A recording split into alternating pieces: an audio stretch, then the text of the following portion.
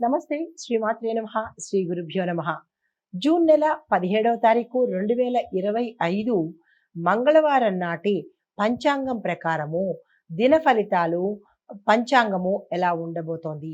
ఈరోజు పంచాంగం ప్రకారము శ్రీ విశ్వావసు నామ సంవత్సరం ఉత్తరాయణం గ్రీష్మ ఋతువు జ్యేష్ఠ మాసం కృష్ణపక్షం సూర్యోదయ సమయము తెల్లవారుజామున 5:45 సూర్యాస్తమ సమయం సాయంత్రం 6:48 ఈ రోజు తిథి షష్ఠి మధ్యాహ్నం 2:43 వరకు.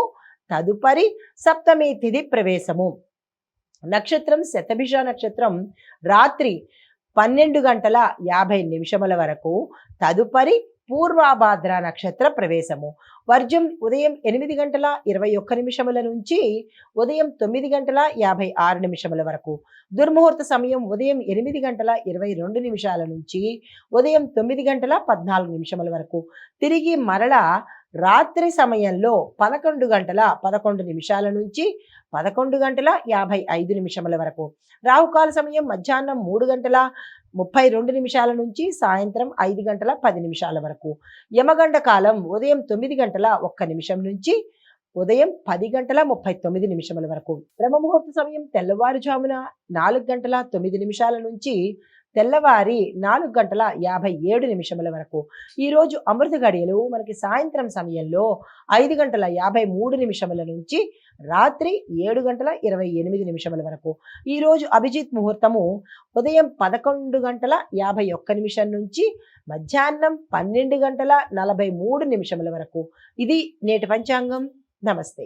జూన్ 17, 2025 నాటి మేషాది ద్వాదశ రాశుల వారికి గ్రహస్థితులు ఎలా ఉండబోతున్నాయి, వాటి యొక్క స్థానాలు, అవి ఇచ్చే ప్రభావాలు, ఫలితాలు, మేషాది ద్వాదశ రాశుల వారికి ఒక్కొక్క రాశికి ఎలాంటి ఫలితాలు ఇస్తున్నాయి అనే అంశంలో ముందుగా మేషరాశి వారికి గ్రహస్థితులు: బుధుడు వృషభ రాశిలో 2వ స్థానంలోను, సూర్యుడు మిథున రాశిలో 3వ స్థానంలోను, చంద్రుడు వృశ్చిక రాశిలో 8వ స్థానంలోనూ సంచారం చేస్తున్నారు.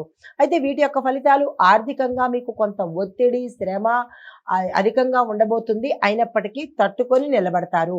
కుటుంబంలో చిన్నపాటి తగాదాలు వస్తున్నాయి. సంయమనం పాటించే ప్రయత్నం చేసుకోండి. ధైర్యంగా ముందుకెళ్లే ప్రయత్నం చేయండి. అధైర్యంతో వెనకబడిపోకండి. ఏ పని తలపెట్టినా ఆలోచించి నిర్ణయం తీసుకోండి. ఈరోజు మీకు చెప్పదగిన పరిహారము: హనుమంతుడి ఆలయ దర్శనం చేసుకొని మీ పేరిట పూజ చేయించుకున్నట్టయితే సానుకూలమైన ఫలితాలు పొందుతారు. తదుపరి రాశి వృషభ రాశి. ఈ రాశి వారి యొక్క గ్రహస్థితులు: బుధుడు లగ్నంలోను, సూర్యుడు 2వ స్థానంలోను, చంద్రుడు వృశ్చిక రాశిలో 7వ స్థానంలోనూ సంచారం చేస్తున్నారు. అయితే వీటి యొక్క ఫలితాలు: దాంపత్య సంబంధాలు మెరుగుపడతాయి, గతంలో తగాదాలు తీరిపోతాయి. దీంతో పాటు వ్యాపారంలో లాభాలు వచ్చే అవకాశాలు కనబడుతున్నాయి. విస్తరణకు కానీ భాగస్వామ్యానికి కానీ మంచి సమయం ఇది. ప్రయత్నం చేసుకోండి. ఆర్థికంగా స్థిరత్వం ఏర్పడుతుంది. ఎటువంటి సమస్యలు ఈరోజు కనపడలేదు. అయితే మీకు చెప్పదగిన పరిహారము: గణపతికి ఆలయంలో పూజ చేయించుకోవడం కానీ లేదా అభిషేకం చేయించుకోవడం కానీ, ఇలా మీ పేరిట ఏదైనా ఒక దైవ పరంగా ఏది చేసుకున్నా కొంత సానుకూలమైన ఫలితాలు పొందుతారు. తదుపరి రాశి మిథున రాశి. ఈ రాశి వారి యొక్క గ్రహస్థితి: బుధుడు 12వ స్థానంలోను, సూర్యుడు లగ్నంలోను, చంద్రుడు వృశ్చిక రాశిలో 6వ స్థానంలోనూ సంచారం చేస్తున్నారు. వీటి యొక్క ఫలితాలు: ఖర్చులకు సంబంధించినటువంటి సమస్యలు తీరిపోయే అవకాశం గోచరిస్తోంది. అయితే ఆఫీసులో మీకు పని భారం ఎక్కువగా ఉండే అవకాశం కనబడుతోంది. తట్టుకొని నిలబడే ప్రయత్నం చేయండి, కానీ ఉద్యోగం మానేసే ప్రయత్నం అస్సలు చేసుకోకండి. అయితే శత్రువులు శాంతించి తొలగిపోయే అవకాశం ఎక్కువగా కనబడుతోంది. మీకు చెప్పదగిన పరిహారము: శివపార్వతులకు పూజ చేయించుకోండి శివాలయంలో. తదుపరి రాశి కర్కాటక రాశి. ఈ కర్కాటక రాశి వారి యొక్క గ్రహస్థితులు చూసినట్టయితే బుధుడు 12వ స్థానంలోను, సూర్యుడు 12వ స్థానంలోను, చంద్రుడు వృషభ రాశిలో 5వ స్థానంలోనూ సంచారం చేస్తున్నారు. ఈ సంచార ఫలితాలు: సంతాన విషయంలో శుభవార్తలు వింటారు. స్నేహితులు సహాయ సహకారాలు అందుబాటులోకి వస్తాయి. వృత్తిపరంగా కొంత సాంతన అంటే కొంత ఉపశమనం కలిగే అవకాశం గోచరిస్తోంది. మీకు చెప్పదగిన పరిహారము: శివాలయంలో శివపార్వతులకు పూజ చేయించుకోవడం కనుక చేసినట్టయితే సానుకూలమైన ఫలితాలు పొందుతారు. తదుపరి రాశి సింహరాశి. ఈ సింహరాశి వారి యొక్క గ్రహస్థితులు బుధుడు 10వ స్థానంలోను, సూర్యుడు 11వ స్థానంలోను, చంద్రుడు వృశ్చిక రాశిలో 4వ స్థానంలోను సంచారం చేస్తున్నారు. ఈ సంచార ఫలితాలు ఉద్యోగంలో పదోన్నతికి అవకాశం ఉంది. కుటుంబంలో సమస్యలు కొంచెం తగ్గుముఖం పట్టేటట్టుగా గోచరిస్తోంది. దీంతో పాటు మీరు ఆత్మస్థైర్యంతోనే మీ యొక్క సమస్యలను మీ అంతట మీరుగా సానుకూలం చేసుకునే అవకాశం కనబడుతోంది. అయితే మీకు చెప్పదగిన పరిహారము సూర్యారాధన తప్పనిసరిగా చేయండి. సూర్యారాధన చేసేటప్పుడు మాంసాహారము మద్యాన్ని ముట్టకుండా నియమనిష్టలతో చెయ్యండి. తదుపరి రాశి కన్యా రాశి. ఈ రాశి వారి యొక్క గ్రహస్థితులు బుధుడు 9వ స్థానంలోను, సూర్యుడు 10వ స్థానంలోను, చంద్రుడు వృశ్చిక రాశిలో 3వ స్థానంలోనూ సంచారం చేస్తున్నారు. ఈ సంచార ఫలితాలు సంతానంకి శుభ సమయము, అంటే సంతానం కోసము ప్రయత్నం చేసే వాళ్ళకి శుభ సమయము, సంతానం ఉన్నవారికి కూడా సంతానం వల్ల శుభ సమయము ఏర్పడబోతోంది. అయితే సోదరులతో మంచి సంబంధాలు ఏర్పడతాయి. సమయానికి మీకు వారి యొక్క సహాయ సహకారాలు అందుబాటులోకి వస్తాయి. విదేశీ ప్రయాణాలకు కూడా ఈ రోజు అత్యంత అనుకూలమైనది. ప్రయత్నాలు చేసుకోండి.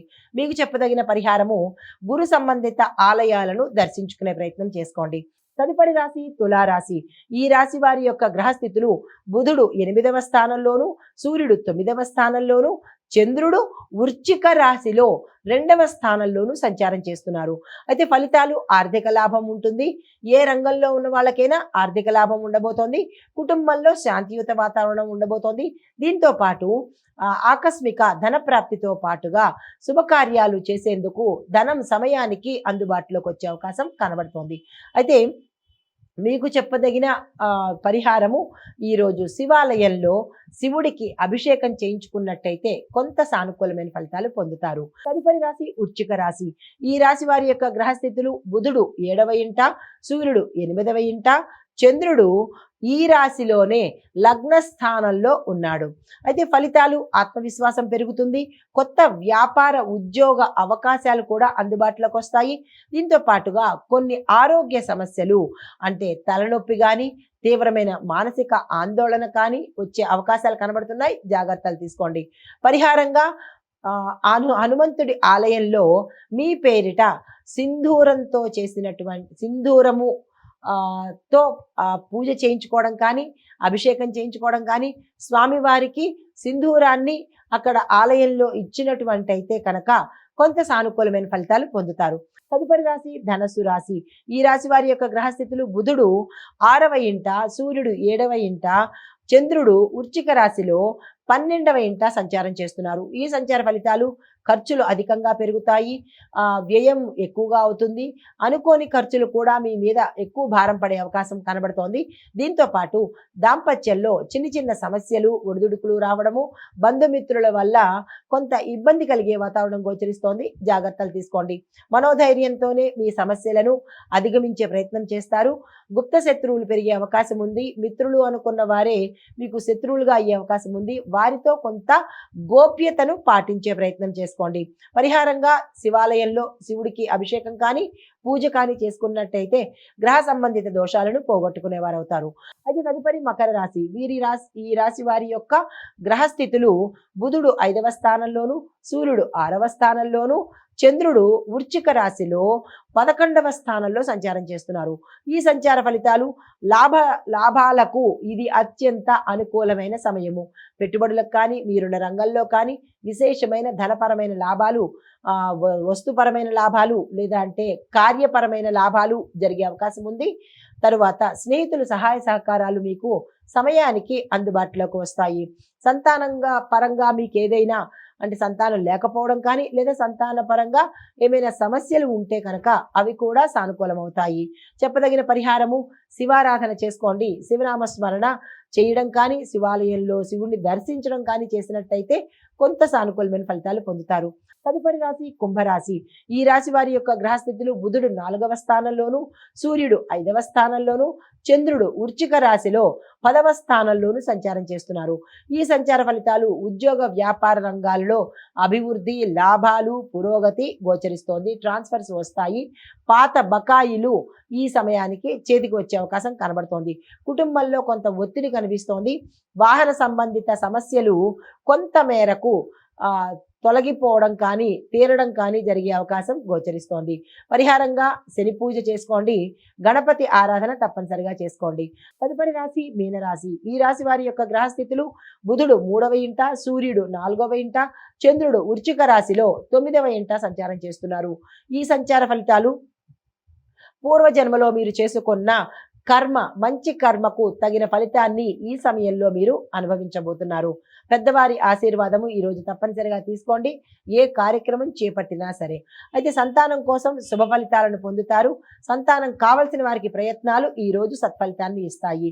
మీకు చెప్పదగిన పరిహారము, ఆంజనేయ స్వామి వారి ఆలయ దర్శనం చేసుకొని మీ పేరిట ఆకు పూజ కానీ, తమలపాకుల పూజ కానీ చేయించుకున్నట్టయితే కనుక మంచి ఫలితాలు పొందే అవకాశం కనబడుతోంది.